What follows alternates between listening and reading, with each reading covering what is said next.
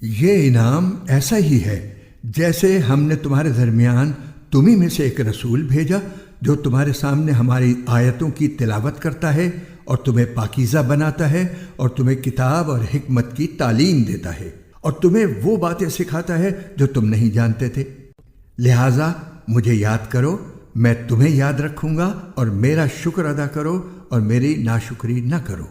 اے ایمان والو، صبر اور نماز سے مدد حاصل کرو، بے شک اللہ صبر کرنے والوں کے ساتھ ہے۔ اور جو لوگ اللہ کے راستے میں قتل ہوں ان کو مردہ نہ کہو، دراصل وہ زندہ ہیں مگر تم کو ان کی زندگی کا احساس نہیں ہوتا۔